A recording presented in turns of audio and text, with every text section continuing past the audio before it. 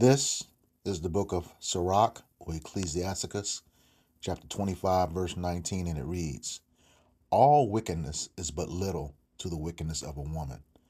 Let the portion of a sinner fall upon her. Giving all praises, glory, and honor to Yahweh, Bahashem, Yahushai, Bahashem, Raha Kakwadash. Double honors to the apostles and elders of great millstone who rule well and teaching us this 100% truth. Salutations to them and my fellow Akim who labor in this truth week in and week out on the highways and byways. Also salutations to the hopeful elect of the scattered 12 tribes of Israel, scattered to the four corners of the earth, that be like unto the speckled bird, also known as your Israelite foreigners, and your so-called Negroes, Latinos, and Native Americans. To you, I say Shalom. This is your brother Ayashar Barzar from the Indianapolis branch of the Great Millstone, coming back at you with another lesson that is edifying to the elect body of the nation of Israel. I got this article coming up. Man, this Jake woman, for whatever reason, um, put her two children in the oven and pretty much cooked them alive. And this happened in Atlanta in 2017, but she was just sentenced recently here this week. And this article comes from Newsbreak via the New York Post, posted a day ago, so yesterday. It says, Atlanta mom who killed her two toddler sons by cooking them in the oven will spend rest of life behind bars. And how you know it's a Jake, you see how how they put the wording. A sick Atlanta mother who slowly cooked her two toddler sons alive in an oven and sent their father harrowing footage of their bodies has been sentenced to spend the rest of her life behind bars. Lamora Williams knowingly and intentionally stuffed her two young boys, Keontae Penn and Jakarta Williams, one, Keontae was two, Jakarta is 1 year old, inside of an oven and turned it on in their home in October 2017, killing them both, according to police who found the dead boys severely burned. Then the then 24-year-old single mom lied to a dispatcher, claiming to have come home to find her kids dead and their caregiver missing. And this is her right here. The caption of the photo, Lamora Williams was convicted of killing her two young sons in 2017. All right. Goes on. When I came in, the stove was laying on my youngest son's head, and my other son was laid out on the floor with his brains laid out on the floor. Damn, Williams said in a chilling 911 call. Damn, his brains are on the floor. Okay. Like, can you please tell me, like, I don't want to get locked up because this is not my fault. I just came home from work, she continued, according to Law and Crime. And there's a link to that Law and Crime, and I'll put the link of this article in the description box. Williams also called the boy's father, Jamil Penn, and showed him live video of the grisly crime scene, including the children lying lifeless on the floor. He frantically called 911 at roughly the same time as his children's mother. It was like a real horror movie, the dad told WSB TV days after. It was Friday the 13th. Williams had pleaded not guilty and maintained her innocence. However, a jury on Friday found her guilty of 14 charges, including felony murder, cruelty to children, and giving false statements, and she was sentenced to life in prison without the possibility of parole plus 35 years, according to Fox 5 Atlanta. That's the picture of the father and the two boys. Man, you know, uh, it's got to be rough. She destroyed his legacy. If he doesn't have any other children. You know, but though this is sad, as the scriptures say, on Job 4:7, no one perishes being innocent. I know it sounds a little harsh, but there's no telling what they did. Those two did in a former life to have received judgment like that. Man, you know. All right, continuing on. Williams' mother, Brenda Williams, has said that her daughter had a long history of mental illness and believes she snapped following her breakup with Penn. She was placed on suicide watch in custody. So here again, and this is a recurring theme. Um, you know, um, a lot of these women, and I'm talking about Jake women, so-called black women, because that's what we're dealing with here.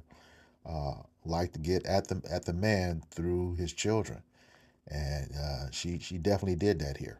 All right, this mental illness thing, hey, you know, that's a demon.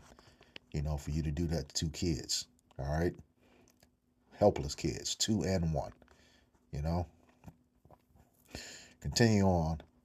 Williams' sister Tabitha Hollingsworth previously told WSB TV the children's deaths were preventable. This was something we saw that could possibly happen, Hollingsworth said in 2017. She had issues from a baby, issues my mom tried to address with the state of Georgia. Man, all right. So, yeah, like I said, I'll put a link to this article in the description box. I'm sure you can get to the, um, you know, comments here as well. See the general. And that man put him in the oven, and that this says she slow cooked him too. Damn. Yeah. All right. So, uh, yeah, let's go ahead and put some scriptures to that. Like I said, all wickedness is but little to the wickedness of a woman. Let the portion of a sinner fall upon her. Sirach 25:19. And, we have to keep in mind when it says this, you have a people called the wicked, the so-called white man, Esau, Edom, you know, a whole nation of people, the wicked. When it says all wickedness is but little to the wickedness of a woman. So that's very powerful, you know, very powerful for these emotional beings, talking about mental illness. That was a straight demon that had that woman to do that. All right. This is the book of Job, chapter 39, beginning at verse 13. And it reads, Gavest thou the goodly wings unto peacocks, or wings and feathers unto the ostrich, which leaveth her eggs in the earth, and warmeth them in the dust, and forgetteth that the foot may crush them, or that the wild beast may break them? She is hardened against her young ones, as though they were not hers. Her labor is in vain without fear, because Yahweh, Hashem Yahushai, have deprived her of wisdom, neither hath he imparted to her understanding. Man, you know, yeah, this woman just blatantly had no regard for her children, you know, and like I said, she was hardened against them to do that to the children that came out of your body, But once again, we have to go back to the fact, for this type of judgment, we don't know what those two sons did in the former life. All right, and just to prove to you that this is talking about our women. Give a precept to this. It's not an ostrich. You know, literal ostrich. That's a metaphor. This is the book of Lamentations 4:3, and it reads, Even the sea monsters draw out the breasts. They give suck to their young ones. The daughter of my people is become cruel, like the ostriches in the wilderness. All right, so it says even the beasts know to take care of their young ones. Even the beasts know to do that. But our women, look what they do to their kids, for whatever reason. Angry, bitter, you know, uh, You know, like I said, she's become ostrich in the wilderness. She's hardened against them, like they don't even belong to her. All right, but there's a heavy judgment, coming for that as well. Solomon, King Solomon, who's Yahushua in that generation. He took a survey of both men and women, and let us know. Just like that scripture said, all wickedness is but little to the wickedness of a woman. That wasn't the first time you said that. This is Ecclesiastes chapter 7, and go straight to verse 27. And this is Solomon speaking.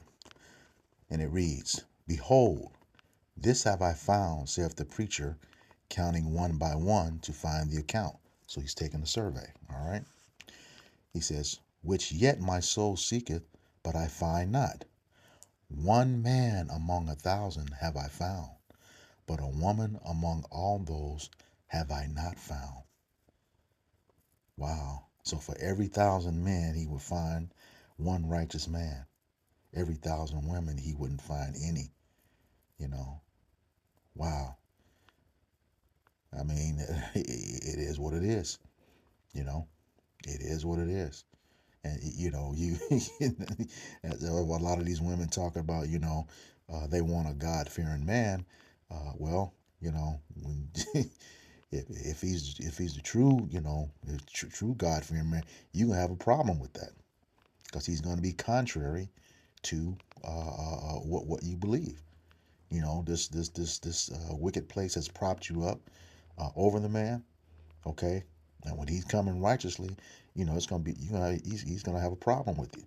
That's why it's keep being repeated. Stay away from y'all. You know, especially in this time.